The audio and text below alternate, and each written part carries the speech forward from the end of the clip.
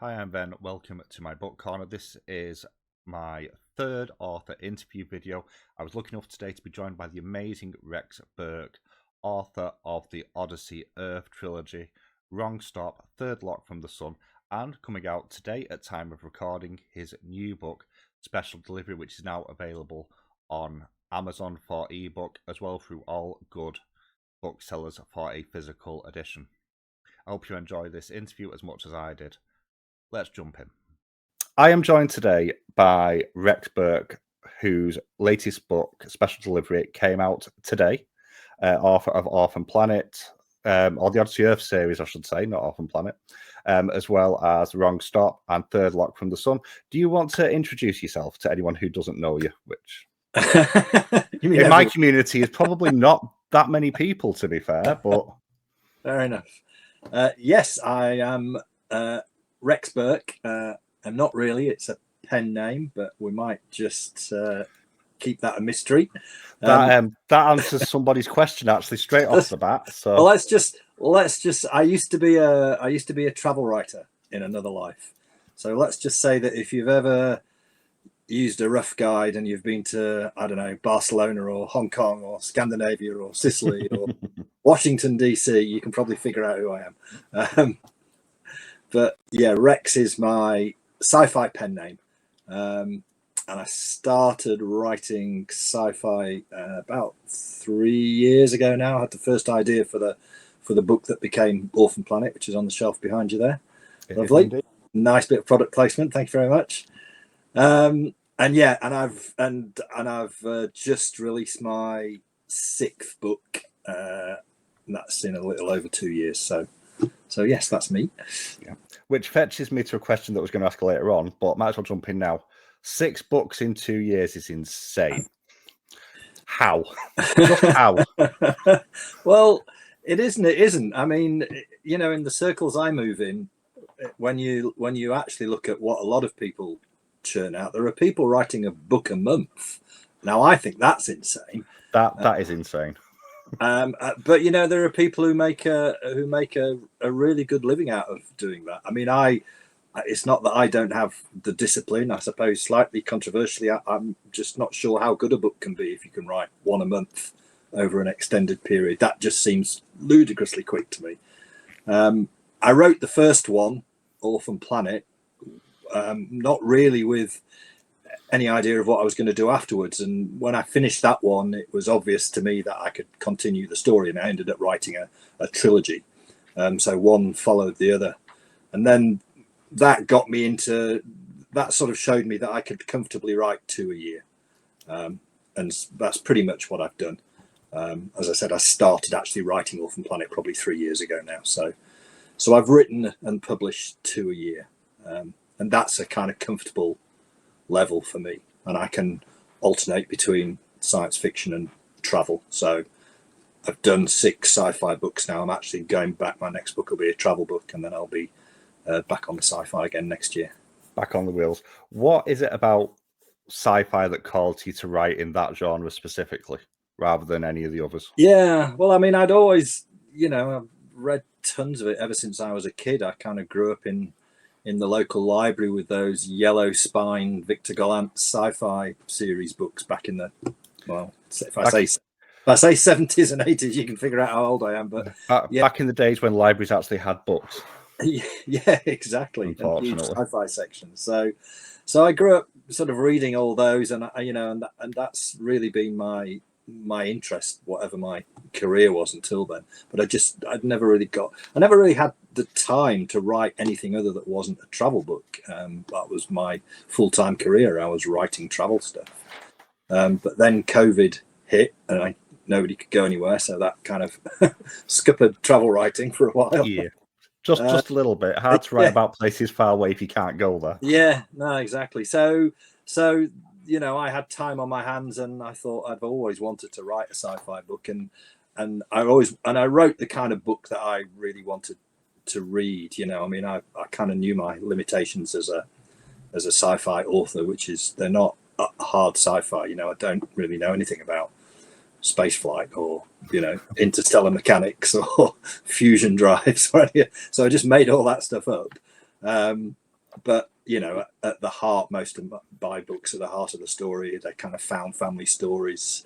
They're space adventures. It's the kind of stuff I grew up reading, I think, and it's the kind of stuff I like doing.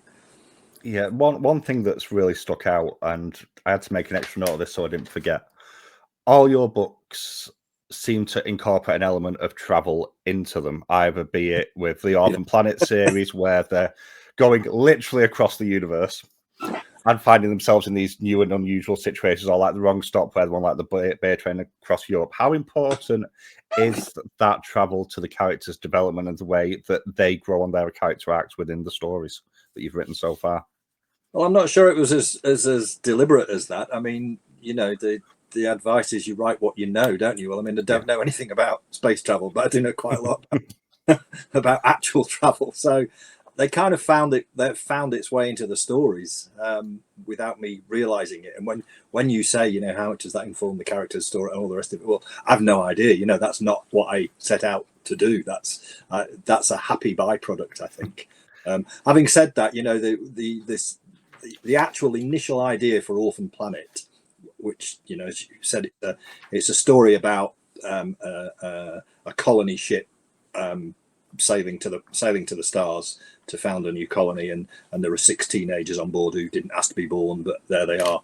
But the entire impetus for that book came from a camping trip that one of my sons went on, a Duke of Edinburgh camping trip that went terribly wrong, and I just thought, well, if I just put that into space, that would be a really good idea, which is kind of what I did. So yeah, I think you said once, there's nothing as ridiculous as anything a teenager can ever say or do, or something like that, which is true. I've experienced that in the last couple of days with my daughter here. So there you go. Oh, honestly. But then I don't know. Then after the trilogy, the next one I wrote was The Wrong Stop, and that is very definitely travel based on my experiences. That's basically about 3 students interrailing around Europe, and they meet a mysterious stranger.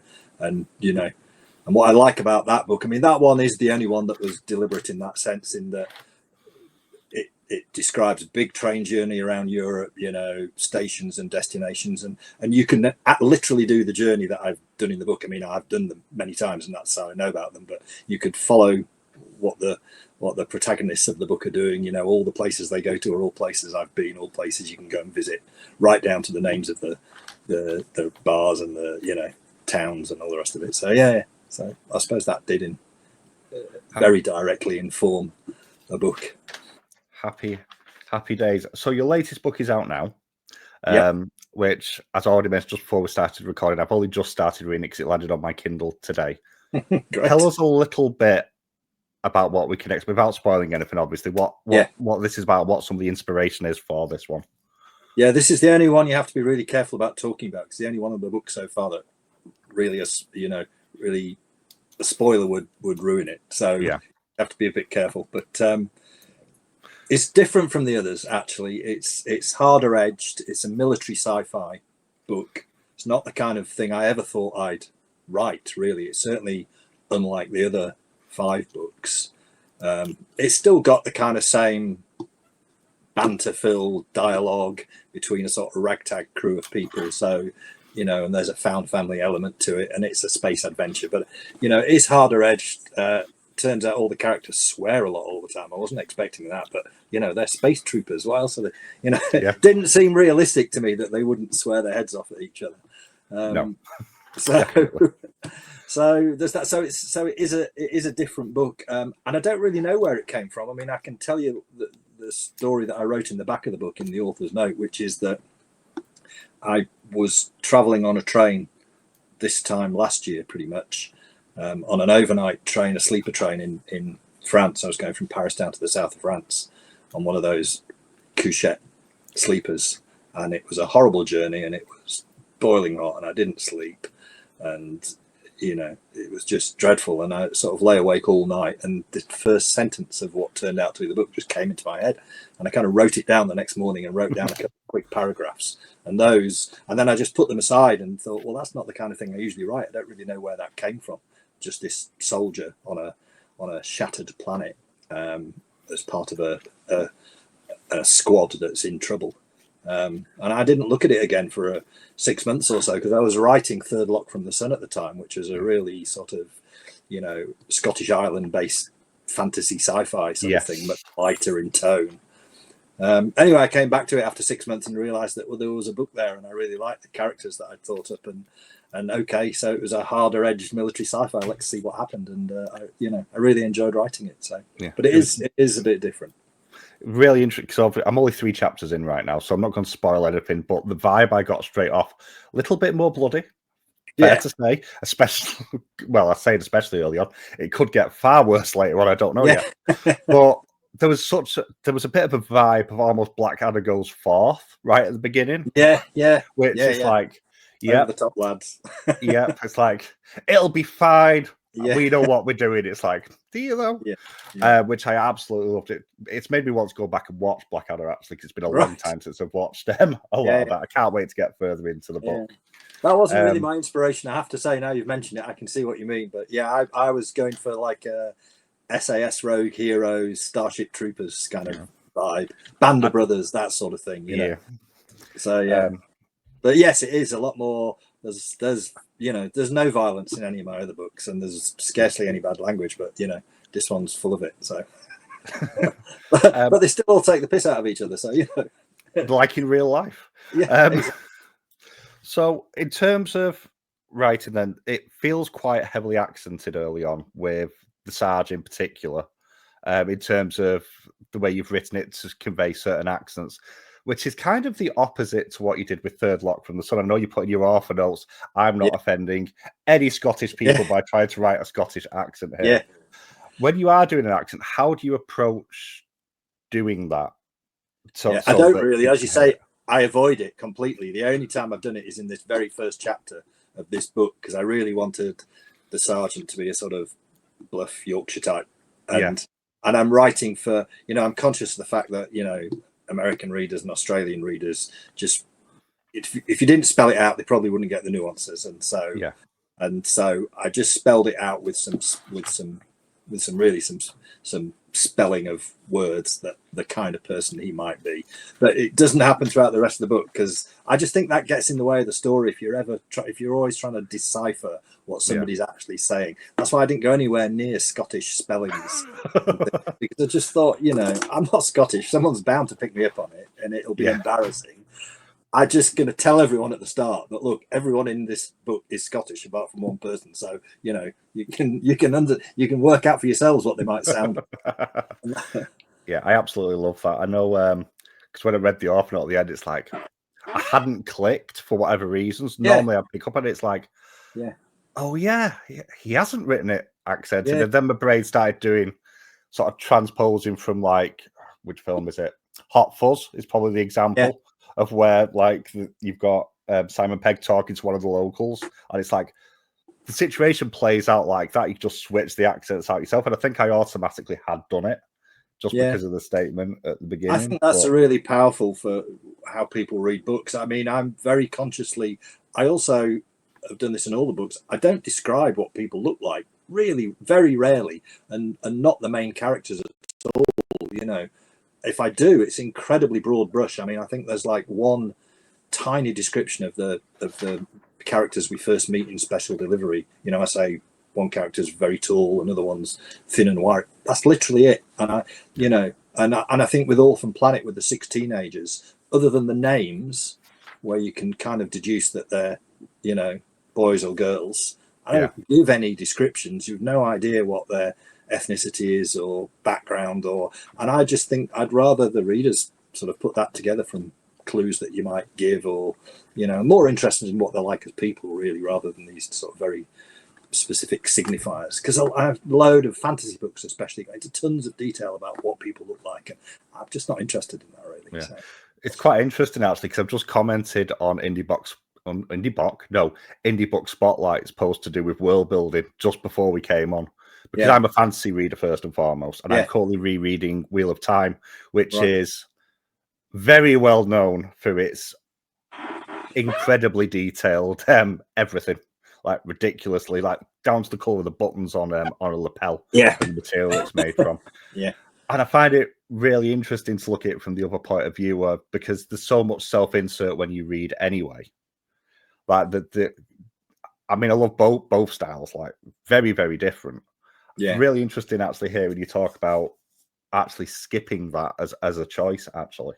It's not something I've heard anyone else speak about, if I'm honest. So. Yeah. Well, I made a conscious decision early on because I just thought if you start giving people, also it's just a ton more work for a writer. Let's be honest, because if you start describing somebody with, 5'9" with blue eyes and all the rest of it, you have to keep it up throughout the entire book. The chances of me getting that right over 350 pages are just, Yeah, at some point someone will go, on this page. Yeah, no, exactly. You said this. And I just think, a lot of my book is dialogue led, really, the character led, dialogue led, and I just think you know what these people are like after a few pages of reading the dialogue, rather than endless descriptions about what they're wearing. I don't tell you what they're wearing most of the time.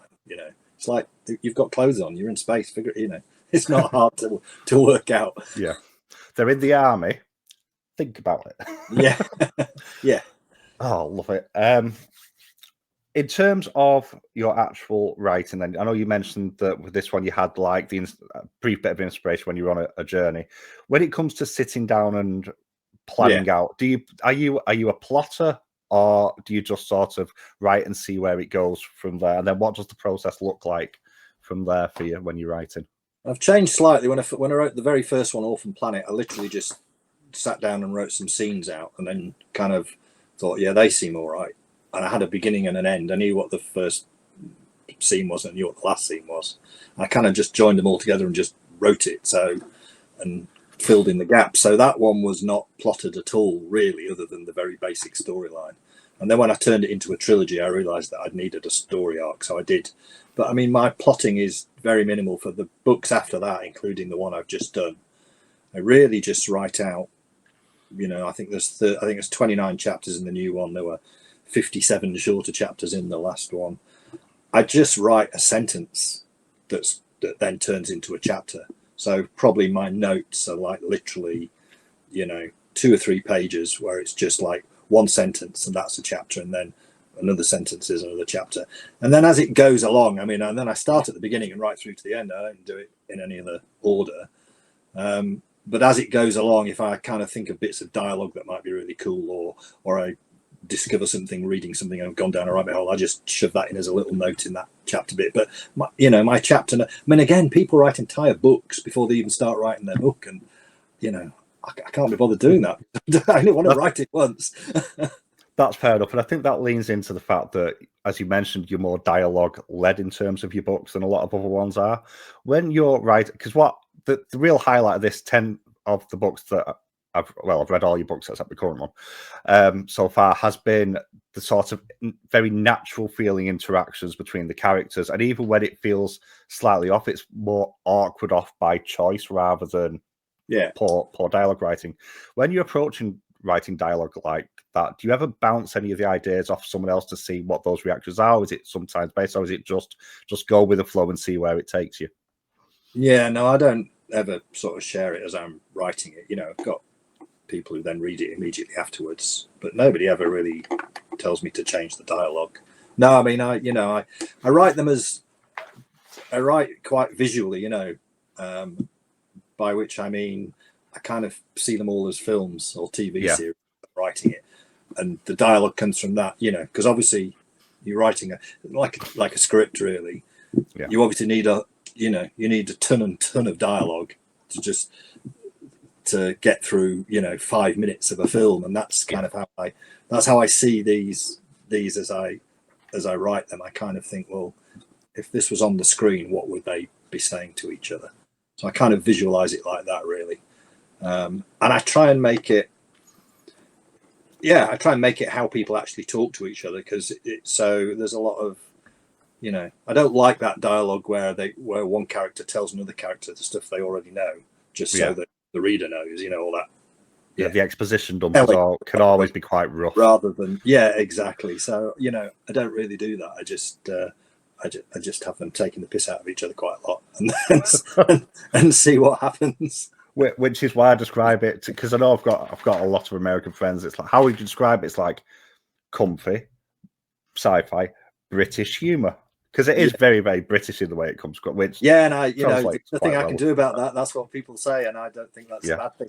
People I say, or you should. Some beta readers and things have said, well, I'd maybe change that because an American won't understand that. And I think just Google it. If you're reading it and you don't understand it, it's not that hard, is it? I'm not going to. I change the odd thing now and again. The wrong stop is a good example. I had to change. I had some great lines about one of the characters, Jed, sitting around in his mum's basement in his pants on the interview, and just thought I can write that, and that's what I would write, except pants just isn't going to translate, and it's not as funny if you say. But equally, you can't.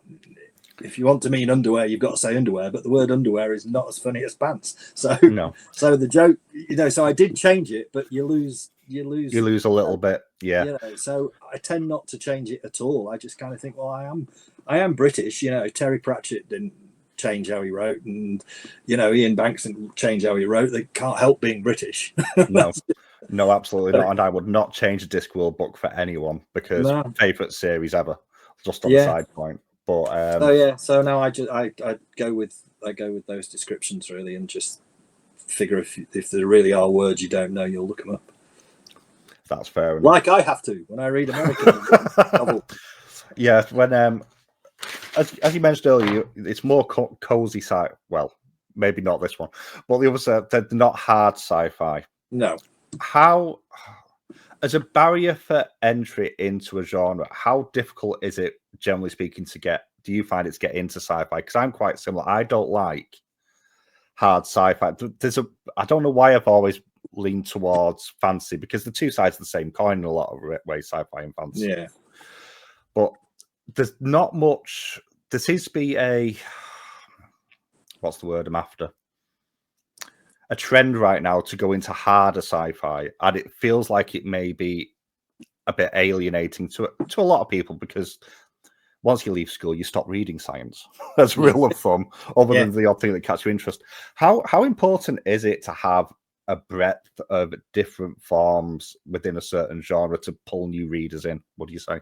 Well, I think it is, because it's just easier to get people to read a book like mine than a book like Greg Bear's or something, because if you don't understand the science or want to understand it, then they're harder. The thing is, I really love those books. I love, I read a ton of hard sci-fi, and I've read everything Stephen Baxter has ever written. Greg Bear. I'm just looking across at my shelves to see, the 3 Body Problem. All that. I mean, I've just read everything. It's just that I can't write that authoritatively because I don't know enough about it. It's pointless me trying to describe, what a putative fusion drive in a spaceship might be, because I don't have the physics. I have no idea. So, like a lot of people, I just have to make that stuff up or just not mention it at all. And again, I feel, you can get away with a lot of that just by not mentioning it, because every time I go out and get in my car, I don't have to describe how my car works to somebody to be able to put it in a story. It's a car, it drives. It's a spaceship, it flies in spaces. I don't need to, especially if the characters themselves are a bit like me and not nuclear physics, So, but yes, it's clearly good that there's a breadth of books out there, and people have said about mine that they don't usually read sci-fi, but they really like this, and that's great. So that's what I like. That's nice to get readers who wouldn't normally read this kind of stuff. I kind of shy away from the cozy thing, because I don't. I know it's a recognised term, but I don't think I don't know. I go more for found family kind of as the vibe, and all these really, because they are cozy, and maybe the stakes are low in most of my books, and and apart from the latest one, there is no real danger or violence or the rest of it. But I don't know if they're not cozy conversations people are having. They're not not necessarily the case. I feel good is another word that I've used, but I haven't quite alighted on quite how to describe it. Yeah, that's fair enough. Speaking of getting books into new readers' hands, obviously the indie space is, well, the book space in general is just excessive, the amount of books they're released just on a daily basis. And the indie space is just so alive right now with so many amazing authors that don't get the recognition that they deserve. I know David Clegg is one who I know that you've spoken to a few times, who I've just finished. He knows tons about hard sci-fi and military matters. So yes, I passed an early copy of Special Delivery past him. He told me. Thank God I did, because all the everything I'd written about a squad in the army was entirely wrong. David made a point of telling. Yeah, David made a point of telling me that he has read the book, and it's like, damn it. Yeah. But in terms of getting your book out there, how do you approach getting your marketing? I suppose is one word. I suppose this kind of will come onto the banner behind you a little bit as well, which is nice and shiny and new. How do you go on trying to get eyes on your books, and also on top of that, how are things like, because you've obviously been shortlisted for various indie book awards as well, so the BBNYA, SPFO I think was another one. There's a few, Indie Ink I think was another one, and also the subscription box with your Paper Quest when they were still here in the UK. Obviously they've run away to the US now. How does that help as well?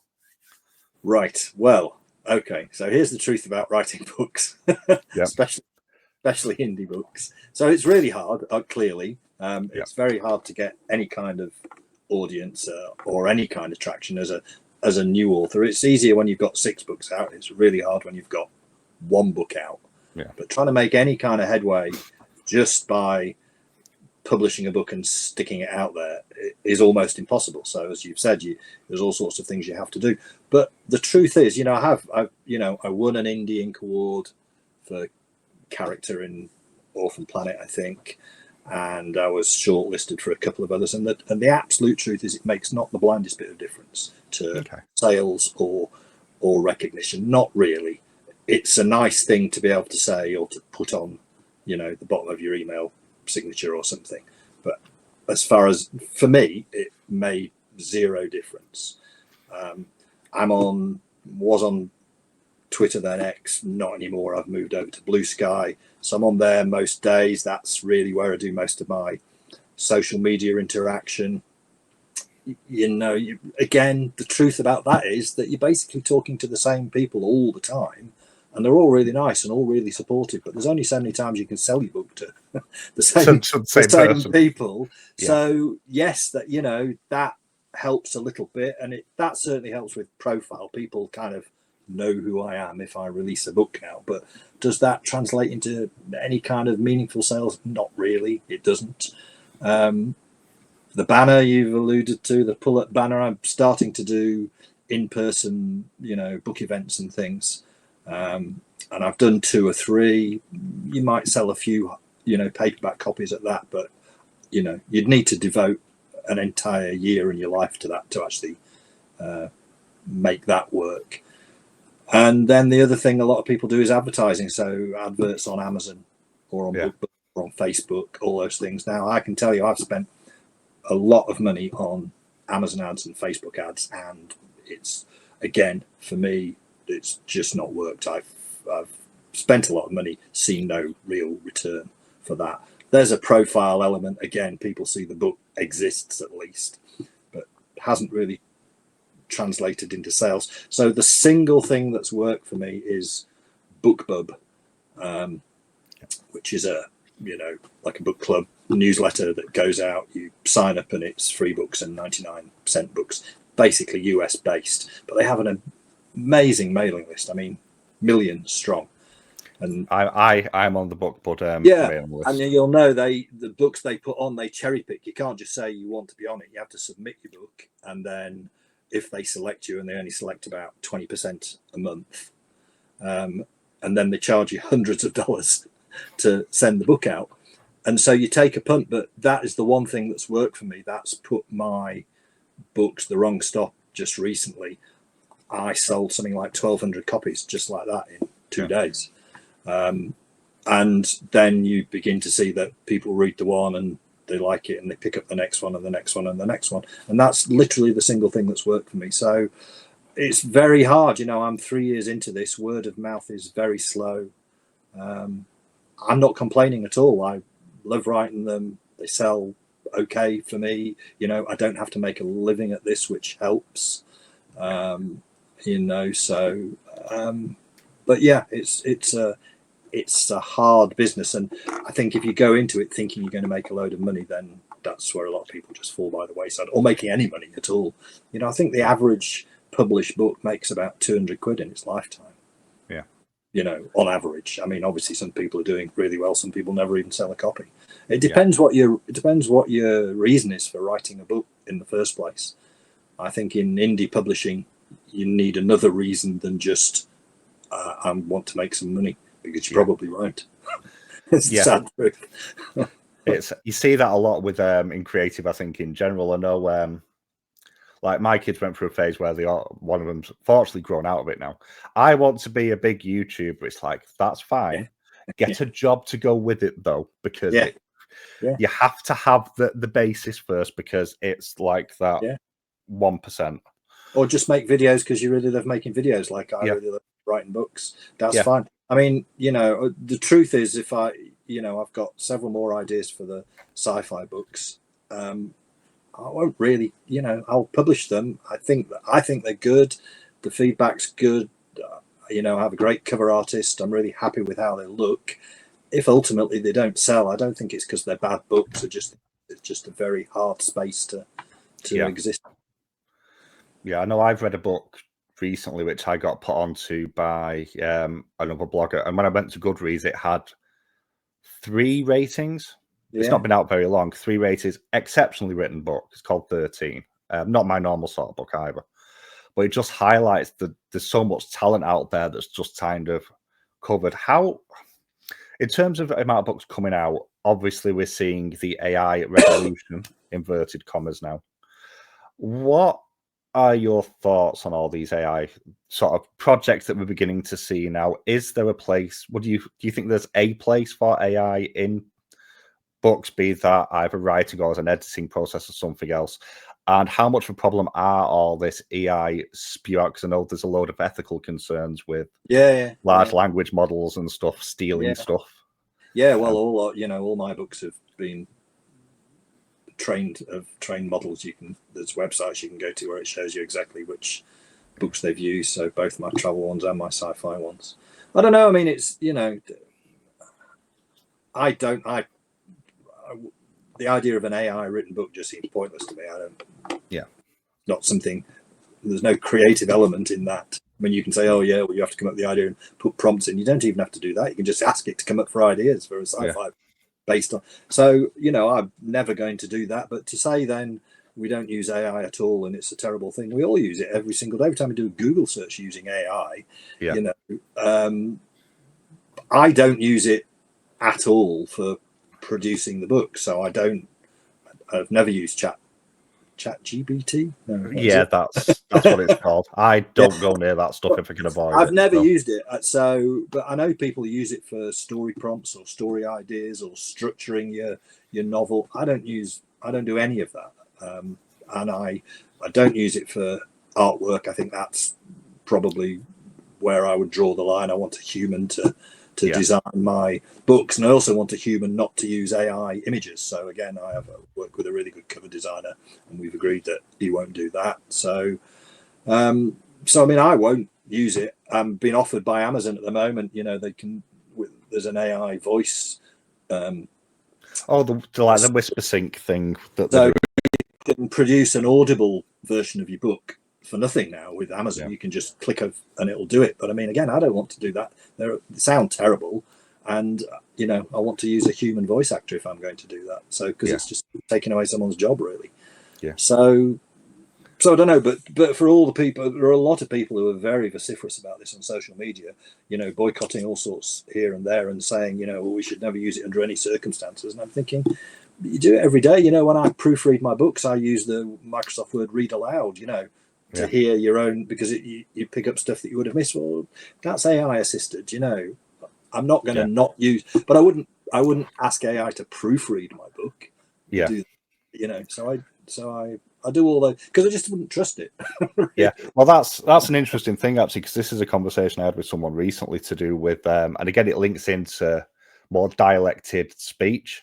where if you run that through a proofreader, it will autocorrect so much. Yeah. Oh, and no. you'll lose it all straight away. And it's like, Yeah, completely. yeah. It's so I don't know. I mean, I'm not. Yes, I don't use it. I wouldn't ever use it to structure a story or come up with ideas or write a book. I think, good luck to the people who want to do that, but there's no active creation in that for me. So I'm from my personal view, and I've spoken about this before, I find it a bit soulless from the creative point of view. Not necessarily the use of AI in general, because I think there are uses there, but it's interesting because it's everywhere right now, especially with the more recent breakdown of what was it Amazon? I think it was Amazon who pirated all the books, and it's like, can't do that. Yeah, well, no, exactly. They are, it's very true that they're stealing our work to train their models. It's a generational thing. I suspect in 20 years' time, this conversation won't even exist as a conversation because no one will know what you're talking about. Because I talked to my son about this the other day. He's at college now, and I was saying I've never used ChatGPT, and he says everyone uses it. Everyone in this cohort uses it. Yeah. They don't. Some people just basically use it to write their essays. Obviously, that's wrong, and the tutors are running search programs on it to check. But he says other than that, everyone uses it to come up with question ideas or structure their essays or suggest research. And it would never occur to me that that's what. But basically, every university student in the country is using it. Yeah. So in 20 years' time, they'll have all grown up with it, and of course it'll have improved in 20 years' time. And I very much suspect you won't be able to sell an AI written book from a human one. No, definitely if we can keep pulling from actual human books as a learning model. Yeah. Couple of general things. Out of all the books that you've written so far, do you have a scene or a chapter that just stands out as nailed it? One that just kind of you always think about and go, do you know what? That perfectly encapsulates what I wanted this book to be. And if so, which book? What scene and which book? I think the final chapter and scene in Third Lock from the Sun.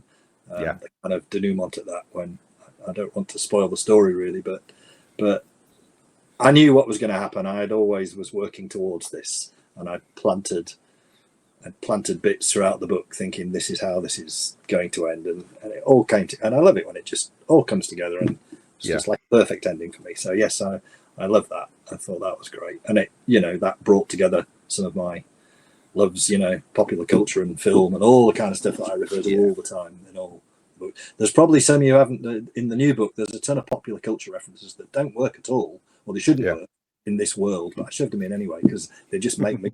I think it's funny to have characters named after someone in a Debbie Moore movie or it's funny that you should mention that, because there's a character we meet very early on, which I'm not going to name them here because I don't want to spoil anything for anyone, that I'm looking at going, when I sound that out, that seems really familiar. It's bugging me because I can't play. Oh well, you're behind the curve. There's at least two people have told me who it is already, and so no, it's entirely deliberate. I thought I was looking at it going, that's interesting way of spelling that. It's like, and then I said it out loud. It's like, I know that from somewhere, and it's been bugging me for the last hour and a half. Well, when I tell you this new book, right? I mean, this new book is set, basically in a galaxy far, far away. They're all speaking. It's like Star Wars, it's not our universe. It's not our galaxy. They all speak English. They all look human. Never actually say they're human, but you kind of figure they are. And it's set on 2 or 3 very different planets, and and they don't have any of the cultural references we had. But if you read through Special Delivery, there's references to the Liam Neeson Taken movies, Neighbours, the Ferrero Rocher chocolate ads. It's all in there just because it makes me laugh. I just kind of figure I'll wait and see who spots them. I'm going to be on the lookout now as I'm working. You are now. There's a checklist for you. Oh, right. Challenge accepted. Another thing that has really stood out, and it kind of stood out more in the Odyssey Earth series because obviously it was over so many pages compared to the other books of being a series. Is the side characters, and they stand out in all the books, but obviously they get a bit more time to breathe. Are there any side characters that you've included in the book, and then later on, after you've finished, you've gone, I'd really like to tell their story further down the line?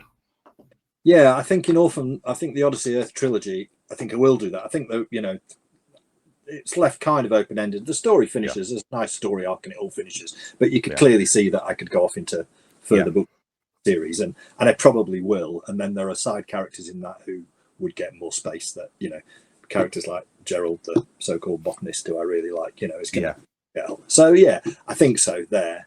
And the latest one, actually, I kind of special delivery, I think that could be a series. And there's two characters in that yes, we would follow a bit more closely. Oh, that actually sits quite into the next one then. Is obviously the Odyssey Earth series is the only series you've done so far. Are you looking at potentially doing more series going forward, which you've just kind of touched on potentially? Yeah, well, they all could be. It was a bit of it was an experiment, really. I wrote the first 3 books was a series, and then, you know, I got a bit tired of living in the same world for so long. You know, that was like a year's work with 3 books or something, and it was all the same character. So I wanted to write a standalone, and that was the wrong stop. And then I thought, well, actually, what I'm going to do is write 3 standalones now, and I'm going to see, and they're all complete stories with a full story arc. There's no cliffhangers at the end that suggests there could be a follow-up, but all of them have been written with the idea that they could easily turn into series if people like them and if I get inspired. I mean, I've even got, you know, the wrong stop is the interrail, 3 students interrailing around meeting a mysterious stranger. I mean, I have a story ready to go and a title. The first one is The Wrong Stop. The next book's going to be The Next Stop. Oh, that's awesome. So now I'm excited. So and like I said, special delivery could easily be a series. Third Lock from the Sun's the hardest one. But you never know. You never know. I think probably the next one I'm going to write is the sequel to The Wrong Stop. Oh, that's very exciting to me. Also, just before I forget, Team Pool. I need to say that because I'm Team Pool. If you know, you know. That's all I'm going to say to that. See, he'd get his own story in a future book. It's just something about that character. Have I done that? I've done that. Okay, I've got a couple of community questions before I forget. So the first 2 are from AJ over at Reading This Life. Now, AJ is kind of responsible for me still being on BookTube. Quite a big BookTube creator. She's actually writing now as well. So the first one is, what is the best/worst advice you've received as a writer? Best and worst advice. Well, you know, the best advice, write what you know, is what everyone tells you.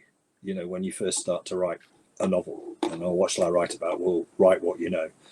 And that, you know, we've kind of touched on this already. I mean, that kind of works, except I'm writing science fiction. I don't know anything about it. So that didn't help. But then I shoved in all the stuff I did know about into it. So, you know, I know a lot about teenagers because I had them in the house. You know, getting on the feet. And I know a lot about travel stuff. So I suppose in a way that is great advice. And everyone's got something they know about. And it just lends some authenticity to what it is you're writing about. I mean, that's why I would find fantasy impossible to write. Really. Making stuff up that has no basis in anything, I can't do that really. So write what you know. I think that's fairly valid. And then I don't know, some people do read the books, and I get early on, and I get some suggestions about changing things. And, you know, so I suppose I'm talking about beta readers, you know, I'm not singling anyone out particularly. They go out to quite a wide range of people, the books early on. And I get suggestions, and I kind of think, I can see what you mean. And that might even make it better, but that's not my story, so I'm not going to do that. That's terrible. You know, so you know, once the book's written, I'm quite wedded to the characters and the way the story unfolds. So yeah, I don't know. I get some advice, and I do get some suggestions, and I think, well, that's just mad. I'm not doing that. Fair enough. And it's kind of the same question, I suppose, in some ways. But what helpful advice would you? I think you kind of just covered that with what you've just said, to be honest. What helpful advice would you give to writers? I suppose. Yeah. Well, actually, I do have another bit. I mean, and this is very true. I run writing classes as well. You know, I've done that over the years, creative writing classes. And then you know, so many people at the end of those, or when I do talks at schools and things, I've done that. You know, how do you become a writer? And the truth is, you become a writer by writing. That's the best advice. Is you can spend, you know, some people say, oh, I want to be a writer, and then that's as far as it ever gets. And that's the reason is because they don't ever sit down and write anything. You don't want to spend a year just sitting down waiting for inspiration to strike. If you want to be a writer, sit down and write something. It doesn't matter if you never use it or how terrible it is to start with. And the first stuff you write won't be any good. Just, you know, because it's practicing your trade like anything else. You know, if you think of anything you first started playing the violin or whatever, you're hopeless when you start, and you get better. So, you know, for anybody who actually wants to be a writer and anybody who wants to get good at it, you have to write. And that probably means, you know, a few times a week, every day, whatever that is, 5 minutes here, 10 minutes there, an hour in the evening. But that's the only way you're going to do it, ultimately. And you get better at it. Yeah. Cool. And another one, this is from, we've frozen. We have. That's... You can't have a recording. There we go. Oh, back in the room. There we go. That was the space-time continuum there. I don't know what was going on. So this is one from my friend Noah over at the Bookworm, who is the person who's responsible totally for me being on here because he made me do it. Have you ever try again? Have you ever suffered from writer's block, and how did you overcome it? No, well, here's the thing. That's just goes back to exactly what I've just been saying. I don't, because if you get writer's block, that means you're not writing anything. And so my advice is sit down and write something. I think what the people say when they get writer's block, they mean they don't know how to take the story forward, and they get stuck. They don't know where those characters are going next or what the story is. And I think, and then they might not write anything for weeks or days or months. But I think that's a slightly different thing. I mean, the way to get over that is to sit down and write something else, I think, or to write another scene, or to go back and re-edit and see if you can get into it that way. But you keep writing is the answer to that. But I mean, you know, my years are quite structured now, and I have months when I'm away traveling, and then I come back and I write these books at very specific times. Usually I write the sci-fi. We're not doing what's the thing when you write 50,000 words in November called? I don't know any of that stuff. I've forgotten. I can't remember what it's called now. Anyway, they've just stopped it. But yeah, so I tend to write. You know, I write one book, and it takes me about 6 weeks. So I tend to sit down in October, November, and write a book, and I tend to do the same thing in, you know, maybe April, May, something like that. So with a very concertina time, so I don't really have time to, you know, go, I can't possibly writer's block. I just think, now these are my 2 months, so I'm going to write it. So yeah. Fair enough. In terms of genre, I know you said you wouldn't write fantasy because but are you ever tempted to wander into another genre, or potentially do a bit like what you did with Third Lock from the Sun, where you pulled some fantasy elements into the think sci-fi? That's more what I've done. That's could be a sci-fi fantasy, I suppose, that book, and the military action sci-fi is the one I've just written. So I suppose that's what I'm doing, really. You know, I can imagine doing a sci-fi whodunit, you know, that kind of thing. So yes, I would, but I tend to blend them. I'm not going to write a forward thriller. I'll be honest, I would love a Rex Burke sci-fi horror. Yeah, sci-fi. I have thought about that. In fact, The Wrong Stop started off as an idea about being a horror. I thought when they encountered something on a train, it might be something hideous in a compartment that killed everyone. But then I just don't want to write anything that's too dark and you know, miserable, really. So, but again, I read quite a lot of that, and I love horror films, you know. So yeah, who knows? Fair enough. Coming to the end, but first off, mentioned the banner behind you. You said you're doing some in-person appearances in places. Yes. Potentially, where might we be able to find you? I'll tell you. You can find me on what's the date? Whatever the weekend is. That's May the 3rd, I think it is. I'm in Huntingdon in Cambridgeshire at a big indie book fair event. So I've got. Oh, you like these? Hang on. It's the only place you can get the Rex Burke lapel badge. I have. Odyssey Earth lapel badge. I think you got one, did you? I have. I've not got it to hand, unfortunately. I wasn't that organised today. So I'll be there selling signed copies and giving out badges and bookmarks and things like that. And I'm trying to sign up for a few more of those. I did a couple last year. And I'm going to do this one in May and then hopefully another one later in the year. I live out in the sticks in North Yorkshire, so it's not like there's anything local to me really. If I lived in London or Manchester or Glasgow, I could do this stuff most weekends because there's always something around, but it's actually more difficult, so I haven't done that many. There's definitely always stuff going on in Manchester. I can attest to that one. Yeah, well, I did do a couple in Manchester. I did one at the Anthony Burgess Centre a couple of years ago, and that was a brilliant place to go. I mean, it was a disaster for me. I think I sold 2 books to the organisers, so it wasn't great. You sit there all day. It's a bit dispiriting. Again, you have to go with. I go because it's nice to meet people and to chat about books and whatever. And if I sell some books, that's great. But again, the first time I went, I took stacks of books and got very excited, and sold none of them. So and then had to carry them all back again. Yeah, exactly. So, but no, I'm looking forward to it. They're nice days out. Well, hopefully you will find your way back to Manchester at some point. Yeah, I hope so. That'd be exciting. And also, you have your own website, you have your own newsletter, which I did have it up on screen and I seem to have closed. Just rexburke.com is the website. And if you sign up on there, you get a free short story that's like a prequel to Orphan Planet. Which is well worth a read as well, just like all of them are. And where can people buy your books? Anywhere you buy books. You can buy the Kindles on Amazon. They're exclusive to Amazon. You can buy the paperbacks any bookshop. You can get any bookshop to order them because they're available through a wholesale distributor. So you can get the paperbacks anywhere or from me directly. You could get in touch via the website. But the ebooks are all exclusive to Amazon. Yep, which highly recommend checking them out because I discovered you last year through your Paper Quest, which was my first box as well. Ironically, no, that's great.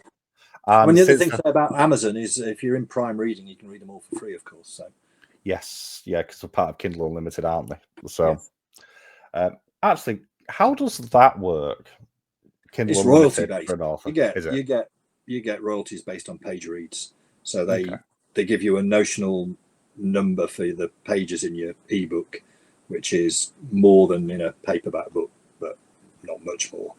So I don't know. I think Orphan Planet's 320 pages long, and it's probably counted as 380 pages or something. And then you literally get a tiny percentage of a penny for every page read, and it adds up to, and some people make fortunes out of it because it's if you're kind of what they call a whale reader, if you're signed up to those reading programs and you can take out 10 at a time and read through them quickly for free, I make I don't know, a couple of £100 a month out of that program, so it's good to me. Some people make thousands a month. It's something that I've always meant to ask people because I've seen a lot of indie authors are either seem to be very pro or very negative against Kindle Unlimited. I've always been vaguely curious. I suppose part of it's because you have to sign up exclusively, otherwise, which means you can't then get your books in other, online bookstores. But to me, that's not a problem. My strategy is via Amazon. They've got the biggest reach by far. They've got eyes on millions and millions of readers, so that's where I want to be. And if you go wide and get them out in other places, you have to do a lot of that stuff yourself, and I've got enough to do with just writing the books, let alone trying to then discuss with Apple Books and Barnes and Noble and Nook and all the rest of them. So yes, it's a bit limiting but I've always said, if anybody can't get one of my books, or they can't afford one of my books, just email me and I'll send you a copy. It's not a problem. Yeah. Awesome. Have you got anything you want to say to the audience before we wrap up? Well, yes. See, books, very precious things, as you know, like fairies, aren't they? And if we don't believe in books and fairies, they die. Yes. The sad thing is we're seeing that in the real world right now in some places, but we shall leave that alone. No, I'm just, like any indie author, if you like the look of my books, I'd hope you'd give them a chance. I hope that the price is not a barrier. And in fact, at the moment, Orphan Planet, if you're in the UK, is, I don't know when you're putting this video out, but it'll be out either today or tomorrow. Okay. Well, there you go. Well, Orphan Planet in the UK is 99p for the rest of the month, so no excuse. No. And Special Delivery, which is the brand new book, is 99 wherever you live in the world for another week as a promo offer. So if you live in Australia, you're getting an amazing deal. It's about 20p or something, or whatever. But like I said, I never wanted price to be a barrier. I'm priced them the same as everyone else prices them. But I'm not just talking about myself now. Give indie authors a go whenever you can, because each sale means proportionately so much more, and it is very encouraging. It's the most encouraging thing to wake up to find another sale. That's great. Yeah, and the other thing I would like to throw in here is you will not find more original books than what you find from indie authors. Yeah, no, which is not a criticism of mainstream authors, but they're taken on to write books for a very specific, very money-making target, whereas indie authors, I do feel like, have a little bit more freedom. And some of the best books I read last year and this year have all been by indie authors, and they're never going to get the mainstream platform, and they're never going to get the sales, but they're incredible books. The guy who was in your what was the book club thing called? I've forgotten. Quest. Stephen William Hanna wrote. He's one of the guys who the Icebreaker trilogy, isn't it? Wrote the Icebreaker trilogy. That's a stunning book. That's absolutely fantastic. There's a guy called Jonathan Nevere who writes sci-fi thrillers, so like Secret Agent James Bond kind of in space stuff. Really good, really funny. But you've got to know about these people to go and find them. That's what I mean about, the visibility is low unless you're actually going out there and looking. So I suppose that if we end on, if you can recommend 3 indie books. Yeah, well, Icebreaker was one of the best books I read last year, so absolutely recommend that. Jonathan Nevere has got 3 sci-fi books out now. He also writes sort of harder space opera stuff as well. I haven't read those, but they get very good reviews. I'm considering. I'm sure I've got one of his books. But there's Stellar Instinct and I can't remember what the other one's called. But yeah, there is sci-fi one. So him and Dave. What I want to say, I can't remember his name. He won the self-published science fiction last year. What's his surname? I should know that. I am so bad at remembering who's won what. He wrote a book called Kenai, Kenai. Fantastic, and that was last year. Yeah, Dave Dobson. Dave Dobson, there you go. He's a great writer, and he writes across genres as well because he writes thrillers too, and they're all really good. So they were the 3 best books I read probably last year, and they were all indie authors. So yeah. I know my 2 best books so far this year, both indies. I've only had 2 5-stars this year, both indies. One was Diplomacy of the Knife, which was a book 2 by Connor Kaplan, who was the first interview on the channel. And then I read Whispers of the Storm by Z.B. Steele, which has only just come out, which is fantasy, which I'm so gutted that originally got thrown into my spam box when it got delivered, because I'd have read that a lot sooner. It would have got me out of a reading slump a lot faster than I got out of one otherwise. But there you go. That's it from me. Thank you so much for joining me. Pleasure. Thank you. It's been an absolute joy. And special delivery is available now to order physical for all good bookshops and also over at Amazon for the ebook. So go check it out. So thank you so much. Cheers. Thank you.